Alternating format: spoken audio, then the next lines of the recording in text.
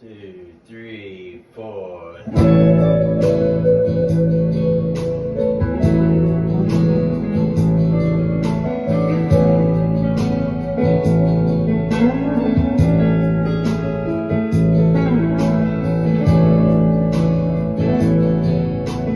Why should I fear the lion? Why should I fear any foe? With Jehovah on my side, I will not run and hide. My God is with me, this I know. With eyes of faith I see beyond the darkness. With eyes of faith there's nothing more to fear. With Jehovah I am strong, determined to go on, knowing that my God is always near. With eyes of faith,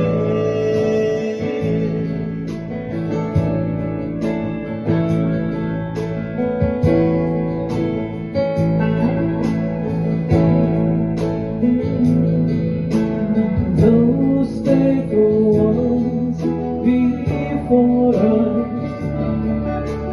live their lives in loyalty. By their faith they are sure the future isn't sure. They'll stand again for all to see. With eyes of faith I see beyond the darkness. With eyes of faith there's nothing more to fear.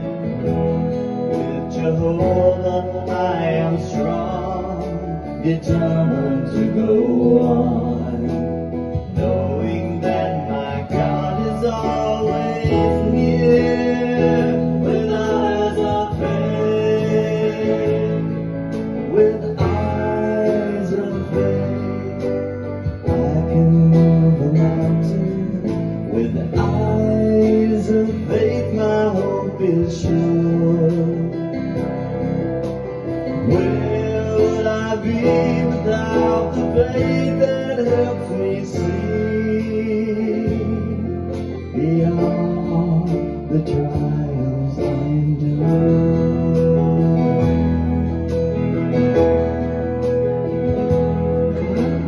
I see the wondrous future God has in store for me. I need to be strong. I know it won't be long till Jehovah claims his victory. With eyes of faith I see beyond the darkness. With eyes of faith there's nothing more to fear.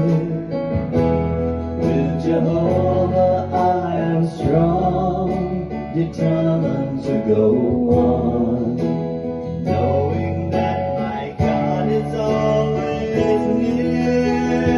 With eyes of faith.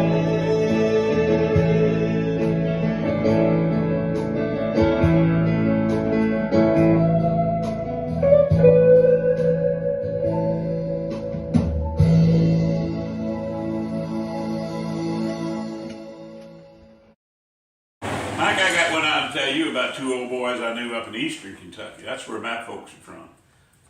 These boys, they were in their 70s, lived on mom and daddy's farm, never got married. In fact, they never been out of the county. And one day they got a notice in the mail. They had to come down to Lexington. Somebody in the family died and left them some money. So they drive down to Lexington about 2 hours, and they thought they'd just do their business and turn around and go home. But they got to looking at all them big lights and fancy things and restaurants and so on. And one of them said, Bill said, let's just get a room and stay all night. So they did. They had no luggage. They was cheap. They got a room with one double bed. And so they're sitting down there getting ready for bed, and they're pulling their shoes and socks off before they take their bib overalls off. And one of them looks at the other and he said, "You know, Bill, I believe your feet is dirtier than mine." And his brother said, "Well, I am 2 years older than you are."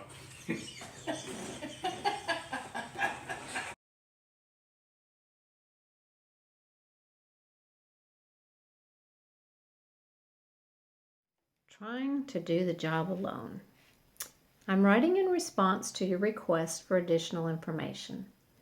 In block 3 of the accident reporting form, I put trying to do the job alone as the cause of my accident. You said I should explain more fully, and I trust the following details will be sufficient. I am a bricklayer by trade, and on the date of the accident, I was working alone on the roof of a new 6-story building. When I completed my work, I discovered I had about 500 pounds of brick left over.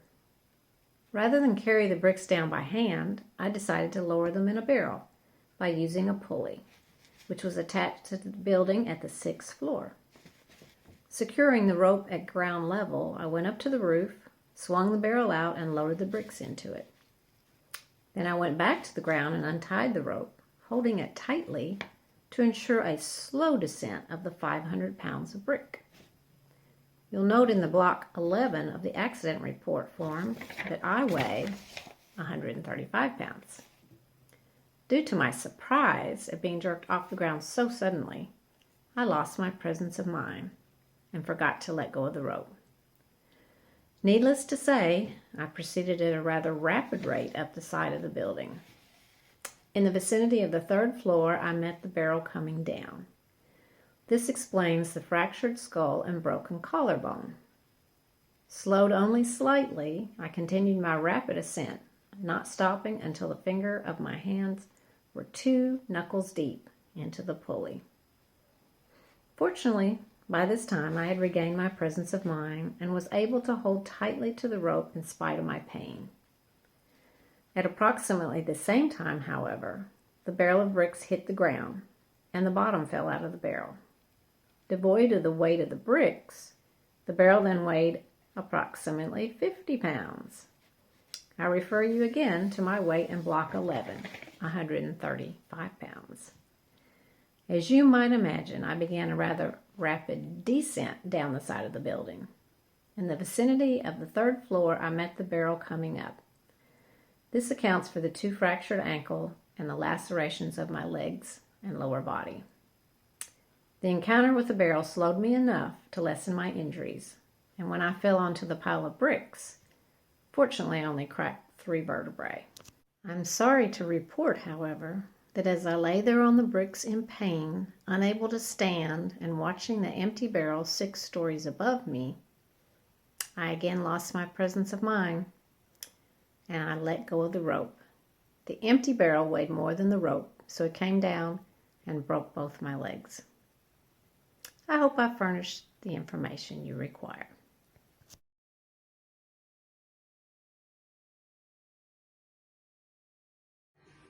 If I were a rich man with $1 million or 2, I'd live in a penthouse in a room with a view. Handsome, no way. It could happen. It's true. I wouldn't have nothing if I didn't have you. Nothing if I didn't have. Wouldn't have nothing if I didn't have. Wouldn't have nothing if I did. Can I tell you something?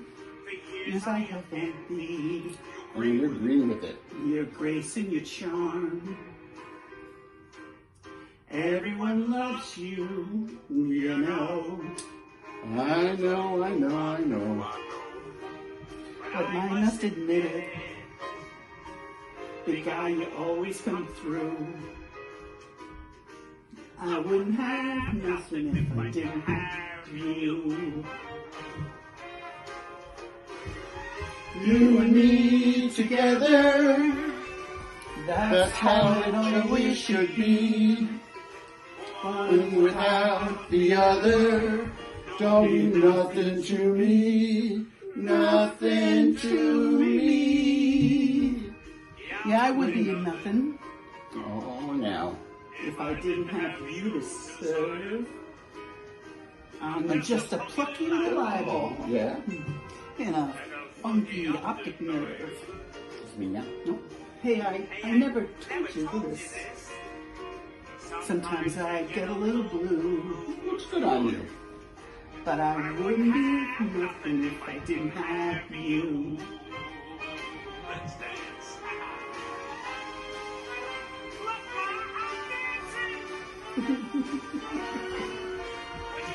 Let me sleep. No way. Don't you dare dip me. Don't you dare dip me. Don't you dare dip me. Oh, I should have stretched.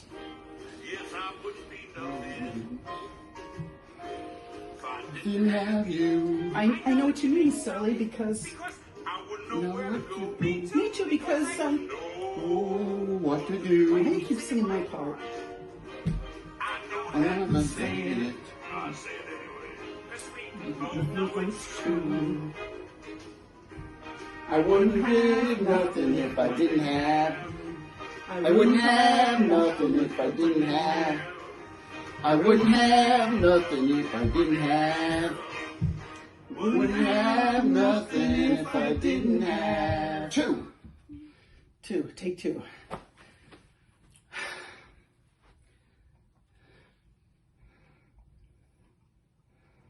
No. The house full of you. Needs to be different colors.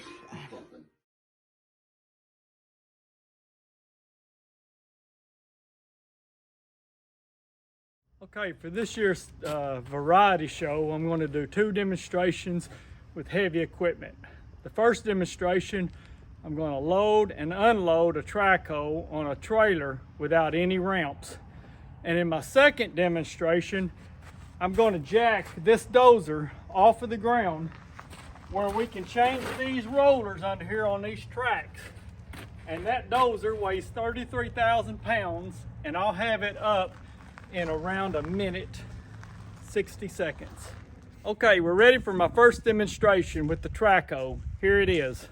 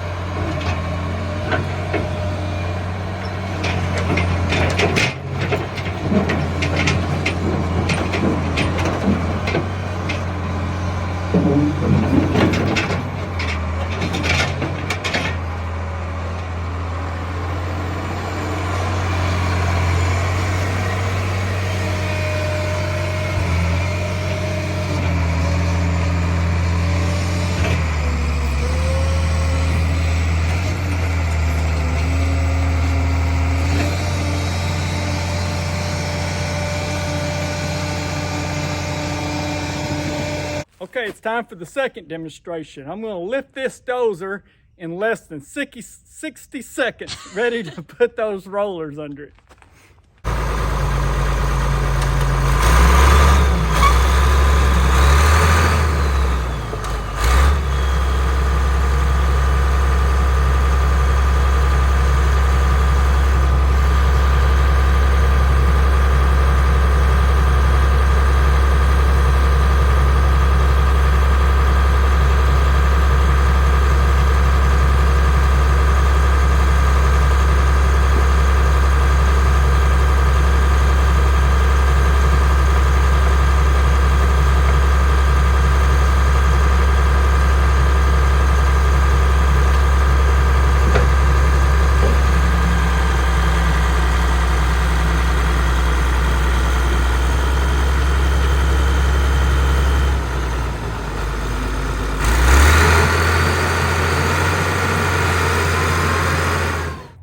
got for this year. We'll see what next year brings. Thank you.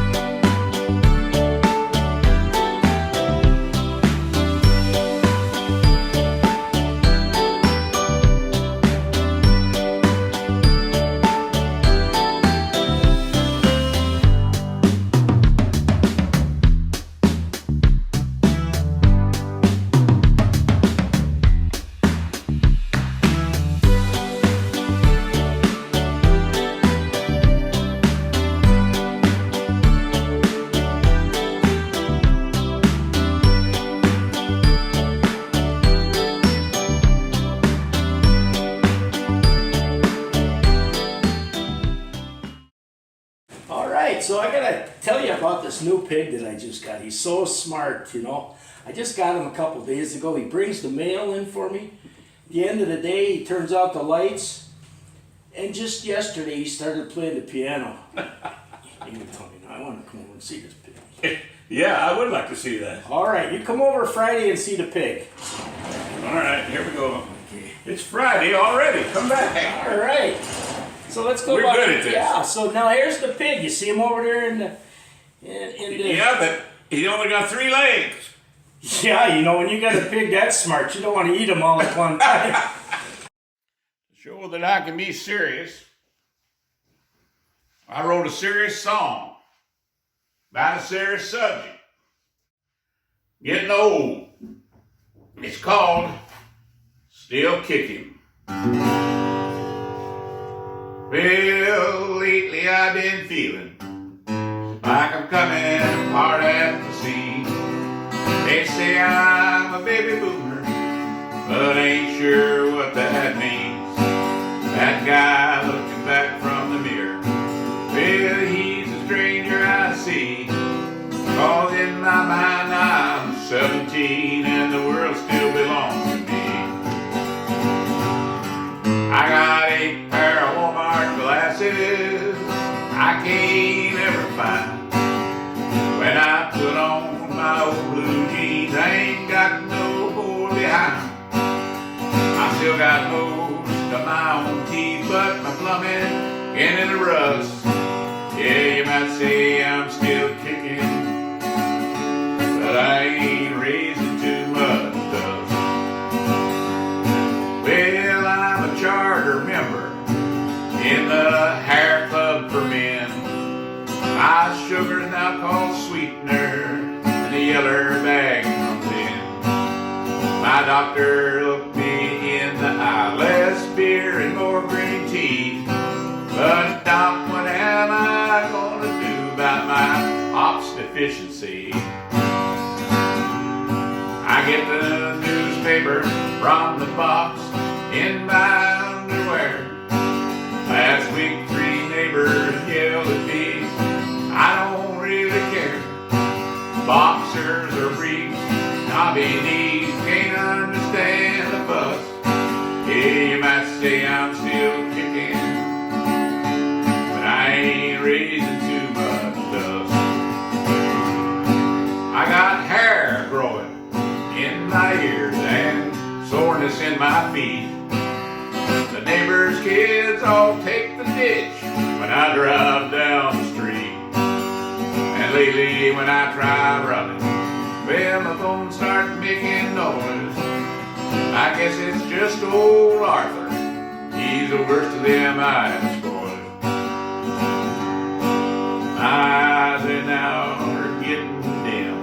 I guess that's just the fact. My doctor finally told me, son, you got them cataract. I can't sleep past 3 a.m. Makes me want to cuss. Yeah, you can say I'm still kicking, but I sure ain't raising too much dust.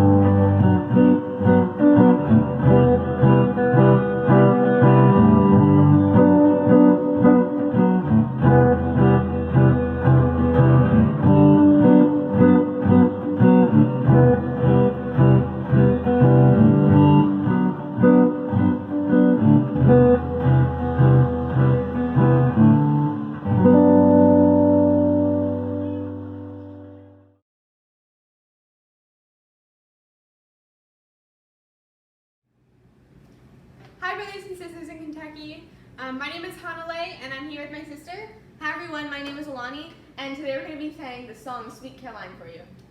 A fun fact about Sweet Caroline is that it was arranged by one of our very own brothers from down here in South Florida, Brother Charlie Colello. Now my sister and I had the privilege of working with Brother Colello in 2019 for the evening gathering. He was also one of the original Four Seasons with Frankie Valli. Another thing you might not know about this song is that Neil Diamond, when he was writing this song, he was writing it about his wife, only her name was Marcia. And he couldn't find anything that rhymed with Marcia, so he used Caroline instead. Now, in this piece, there's a very famous line that we'd love for you all to sing along to. And you're supposed to say, bum, bum, bum. So we're going to do a trial run. Make sure you know what you're doing so you can get it. So we're going to do it and sing along, please.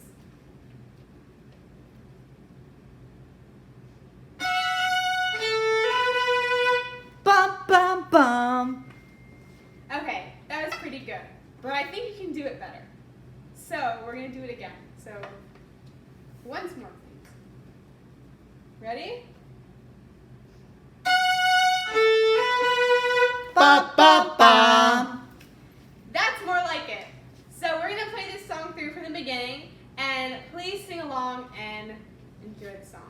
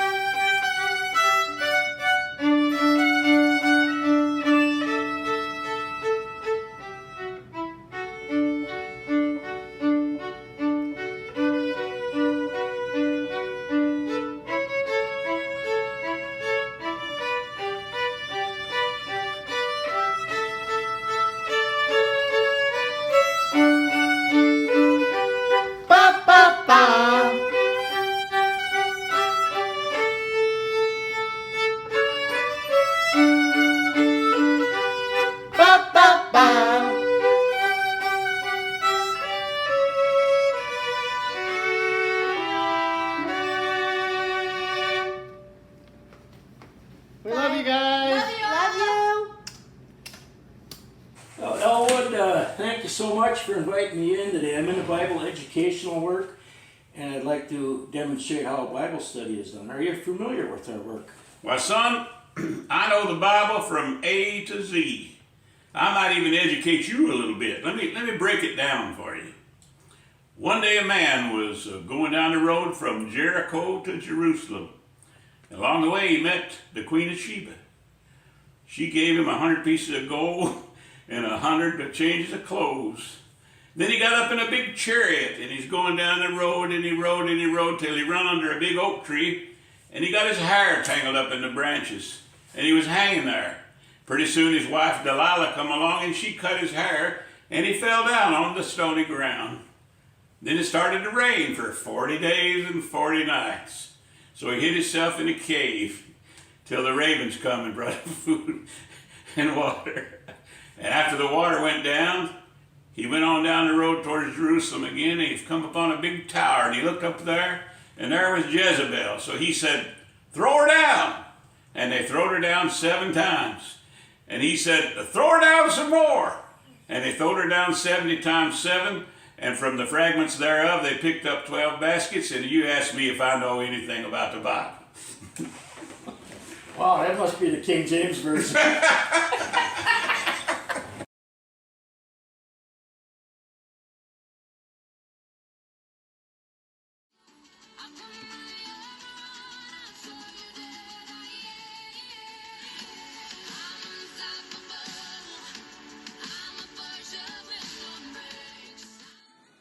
According to an awake of 2014, a horse can gallop at a speed of up to 30 miles per hour. Although this involves considerable mechanical work, relatively little energy is spent. How is this possible? The secret is in the horse's legs.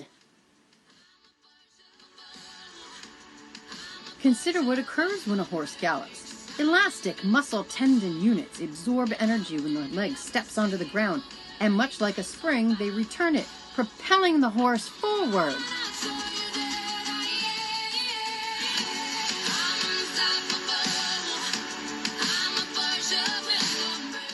Furthermore, at a gallop, the horse's legs vibrate at high frequencies that could injure its tendons. However, the muscles in the legs act as dampers. Researchers call this structure a highly specialized muscle tendon design that provides both agility and strength.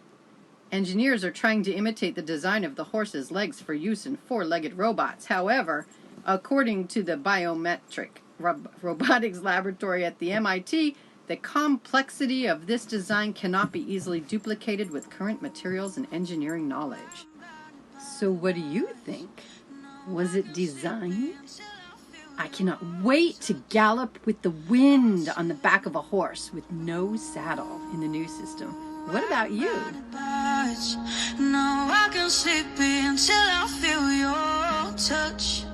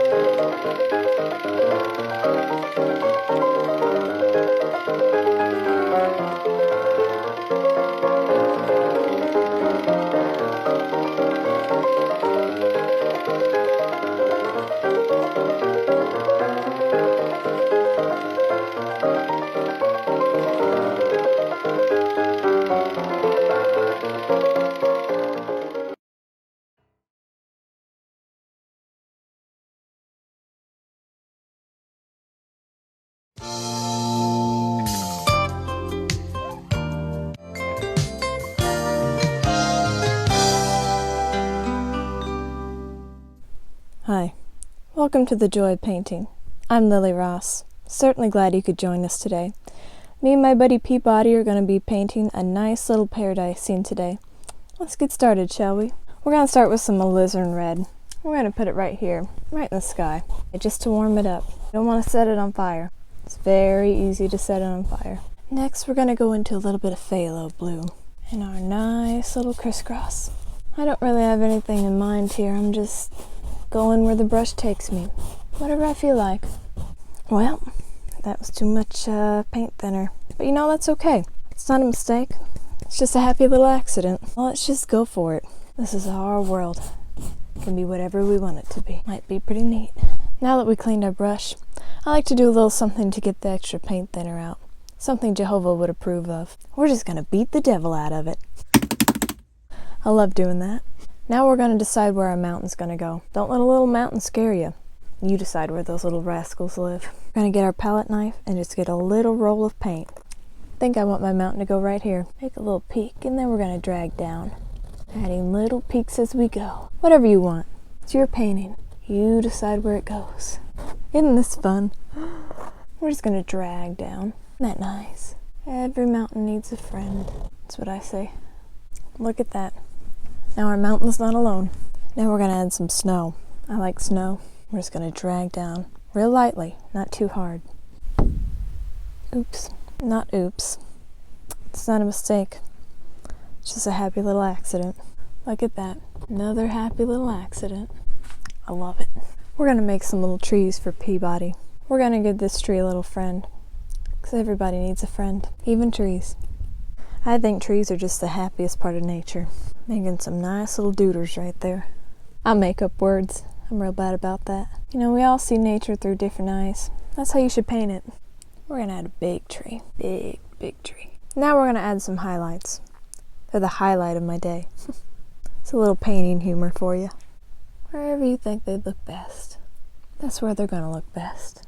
Oh, another little happy accident. Let's add some little grass right here. It's the type of grass you'd want to go have a picnic on. You know what I feel like this picture needs? Nice little clouds. Let's add some. They're your friends. You gotta make friends with the clouds. All pieces of nature are friends. I believe we're done. Thank you for joining me in Peabody today for our painting class. Can't wait to see you next time. Or maybe I'll see you in paradise. Have a good day.